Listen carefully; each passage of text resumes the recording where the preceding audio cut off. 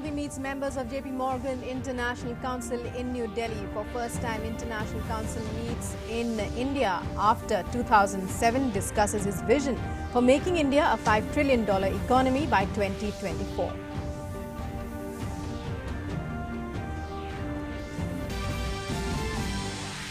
Security forces gunned down 3 Jaish-e-Mohammed terrorists in Pulwama. Huge cache of arms and ammunition recovered.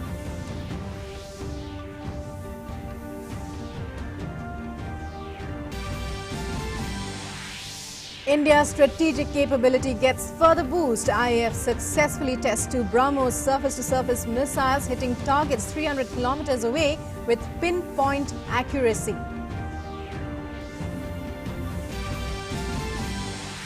Major breakthrough in Kamlesh Tiwari murder case. Gujarat ATS nabs 2 suspected killers from Gujarat-Rajasthan borders.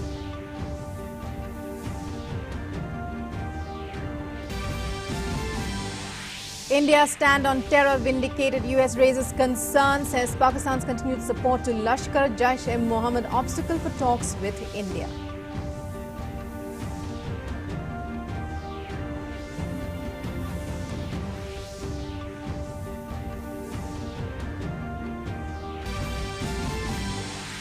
And in sports, India clean sweep test series 3-0 against South Africa. India win Ranchi test by an innings and 202 runs, powered by pacer Mohammad Shami and Umesh Yadav.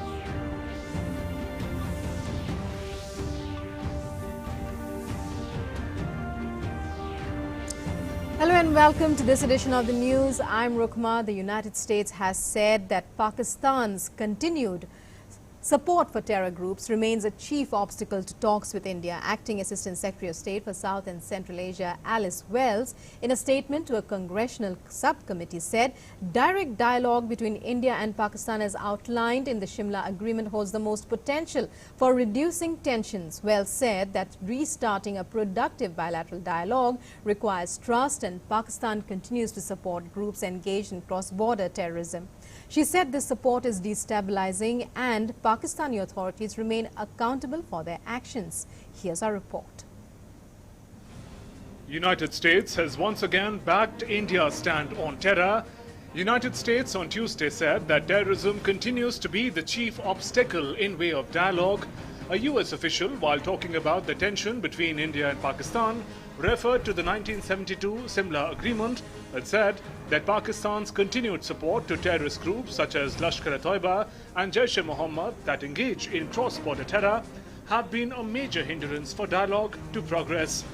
The US Assistant Secretary of State Alice Wells has strongly condemned Pakistan's use of terrorism as an instrument of state policy. In her written submissions, she had said Pakistan is harboring terrorist groups like Lashkar-e-Toiba and Jaish-e-Mohammed. These groups seek to foment violence across the line of control, which is destabilizing. Pakistani authorities remain accountable for their actions. The foundation of any successful dialogue is based on Pakistan taking sustained and irreversible steps against militants and terrorists in its territory. US condemns actions of terrorists who seek to use violence and fear to undermine dialogue. We believe that direct dialogue outlined in 1972 Shimla Agreement holds most potential for reducing tensions. Among the several witnesses who have been called to make statements is an Indian journalist. In her written submission, she has given a historical account of Al-Qaeda and Pakistan-sponsored terrorism that have been the root cause of tensions in Kashmir. She points out that the people of Jammu and Kashmir have been silenced by the barrel of Pakistani gun. In the last 30 years, majority in Kashmir have been silenced by the barrel of the gun that Pakistan has aimed on Kashmir.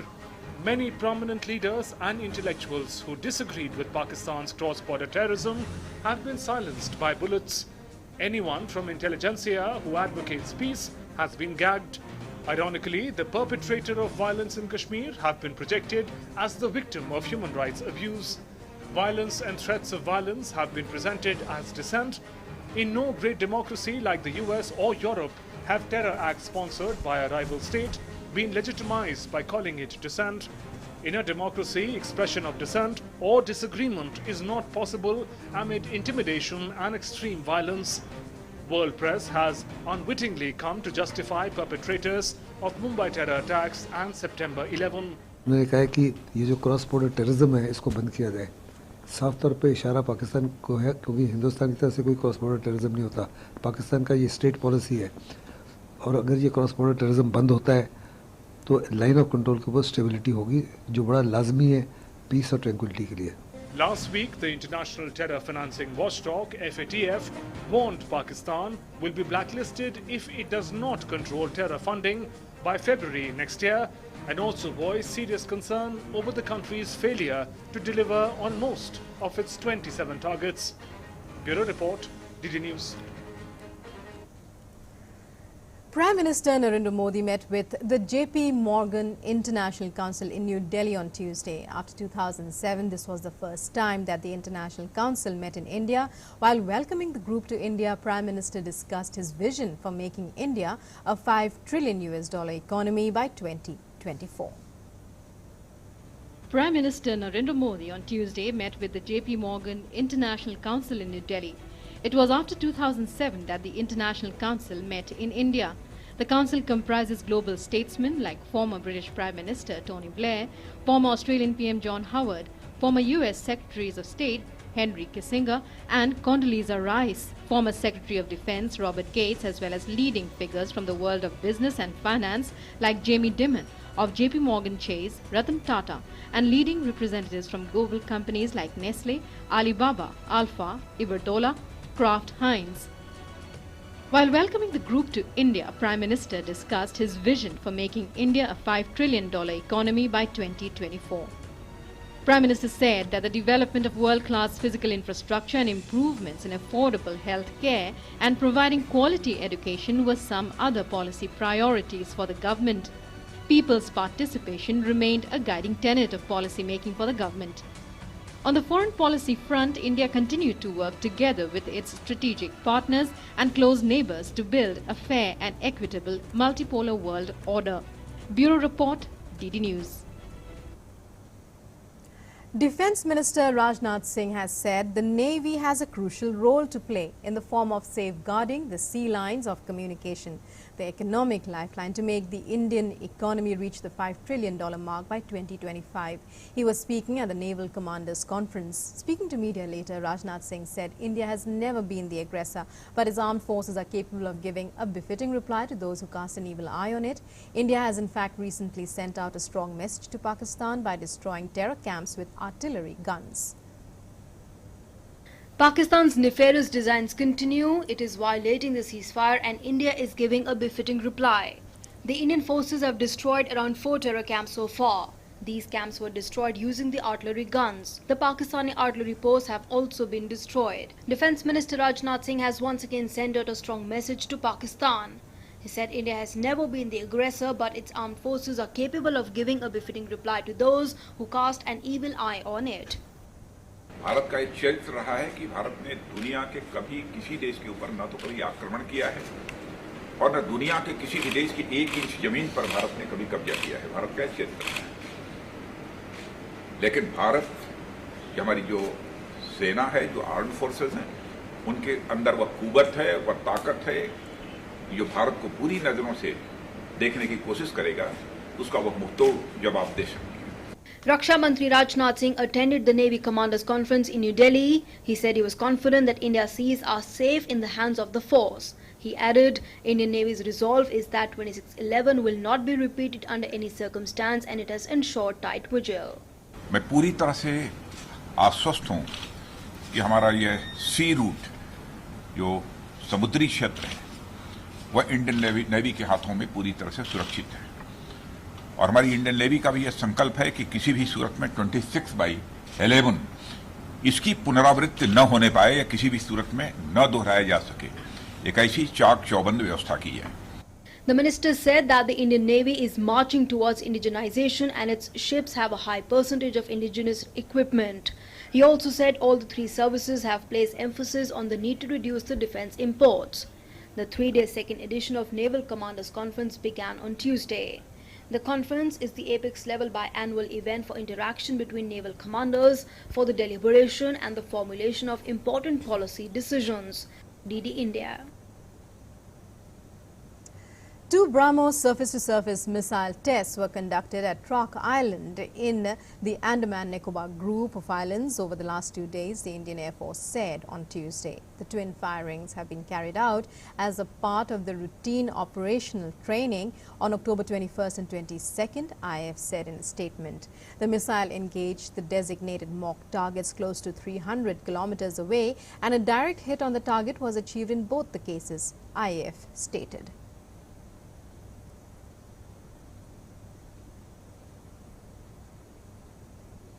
Nobel laureate Abhijit Banerjee met Prime Minister Narendra Modi on Tuesday. The Prime Minister tweeted that he had an excellent meeting with the Nobel laureate and praised his passion towards human empowerment. Banerjee said that he was privileged to have met the PM and called it a unique experience for him.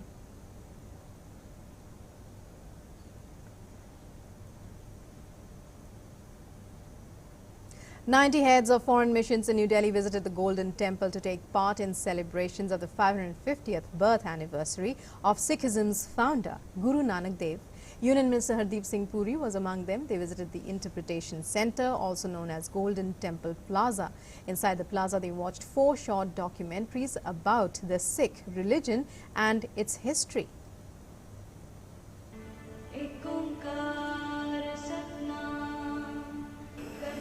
New Delhi-based 90 foreign mission heads on Tuesday visited the Golden Temple in Amritsar and took part in celebrations related to the 550th birth anniversary of Sri Guru Nanak Dev Ji, following the decision by the Union Cabinet to celebrate the Prakash Parv of Guru Nanak Dev Ji across the globe. The Indian Council for Cultural Relations invited heads of foreign missions in New Delhi to visit the Golden Temple in Amritsar.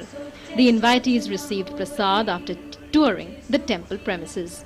I'm really grateful to the hosts, the government of Punjab, to ICCR, to the Minister of External Affairs and to local community to facilitate this visit. Magnificent sights, magnificent feeling, and the testimony to the all-encompassing nature of the Indian culture, which is doubly important. It's great, actually. I really enjoyed. We spent our time reading about the Golden Temple, so it's an opportunity for us to see the details. We get a proper understanding of the temple, of the Sikhism, and that also allowed us to have a full picture and a full understanding of the religious and cultural diversity of India. Earlier, the MEA had announced the invitation to heads of missions to visit the Golden Temple on the 22nd of October. Guru Nanak Dev Ji preached environmental protection 550 years ago. He advocated gender empowerment 550 years ago. And he traveled 28,000 miles to different countries, some near India, some outside, to spread the message of an egalitarian society. Guru Nanak Dev ji के जन्म का 550वां एक महोत्सव हम कर रहे हैं, तो हमने सोचा कि कई लोगों ने अमृतसर जाना सोचा भी होगा मगर जा नहीं पाए होंगे, तो भारत में काम करने वाले जितने सारे राजदूत हैं उनको आज हम यहाँ पर लेकर आए। उन्होंने बड़े आनंद से मत्था भी टेका, लंगर भी खाया और पूरे भ्रमण करते हुए एक बहुत अच्छी विरासत जो भारत की है उसका परिचय करवा लिया। The visit was organized by the ICCR in collaboration with the Punjab government and the Shiromani Gurdwara Prabandhak Committee. Union Minister Hardeep Singh Puri and ICCR President Vinay Sahasrabuddhe also accompanied the heads of missions. Guru Nanak Dev Ji gave the world message of harmony and world fraternity.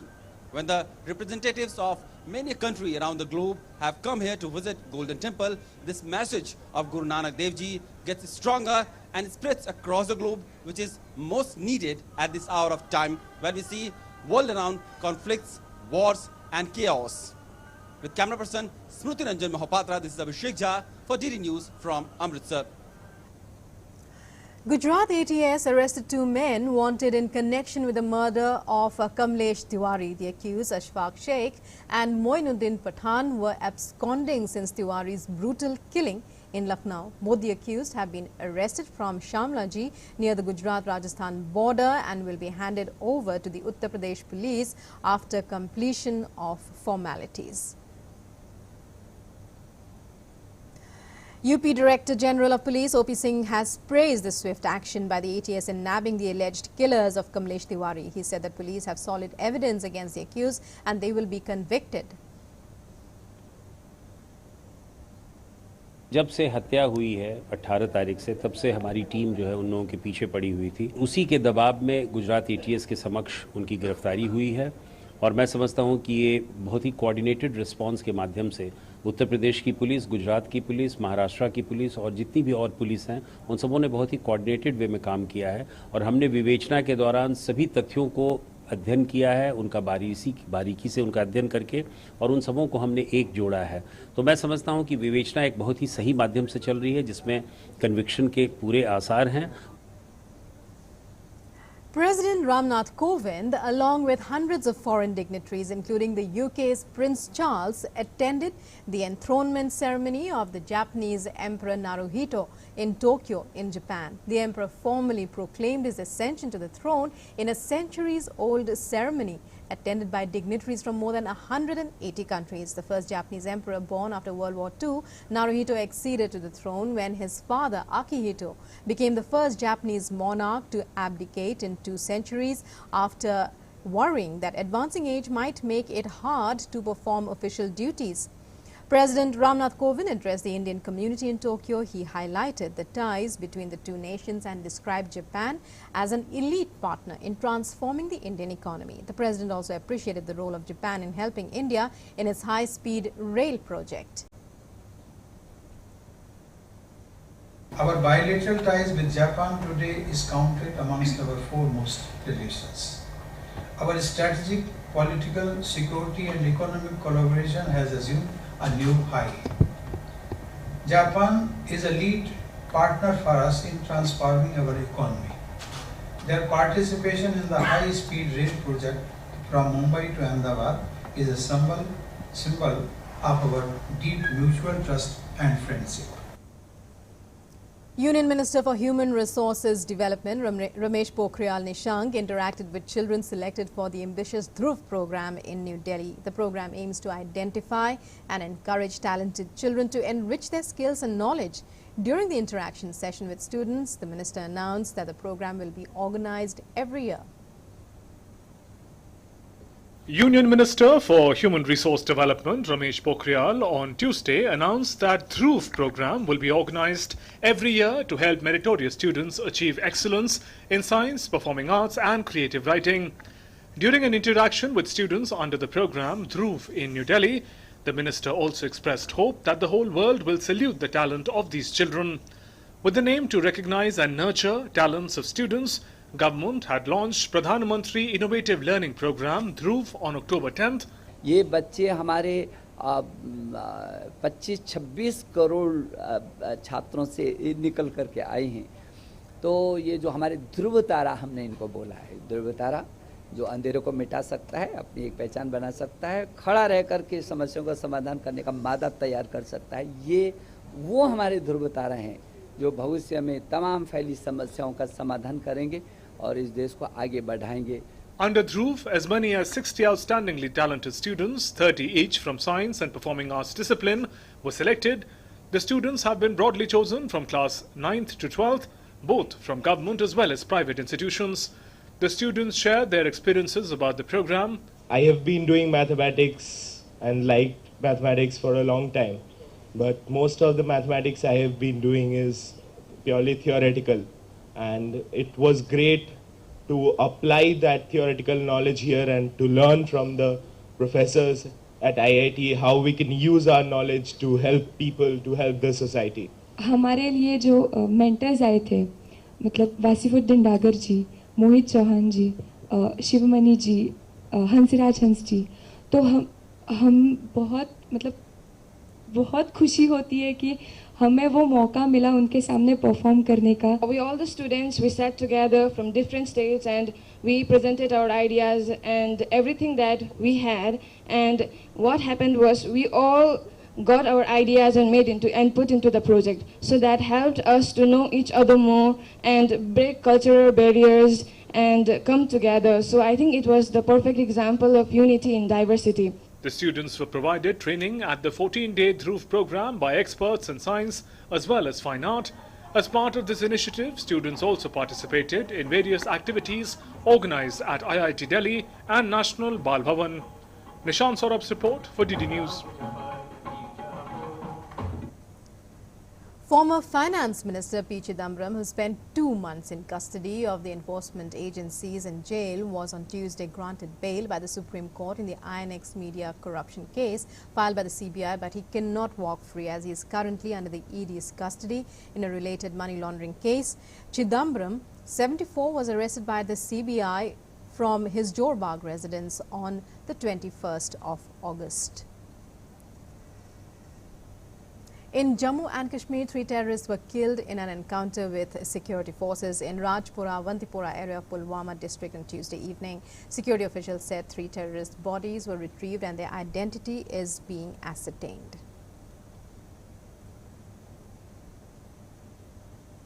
In a big announcement, the government has said all government employees of the Union Territories of Jammu and Kashmir and Ladakh will get financial facilities as per the 7th Pay Commission's recommendations from the 31st of October.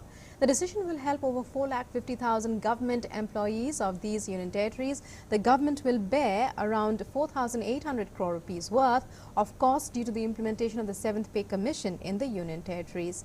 Union Home Minister Amit Shah has also approved the proposal to pay all other allowances, including children's education allowance, transport allowance, LTC, fixed medical allowance to these employees, the government stated.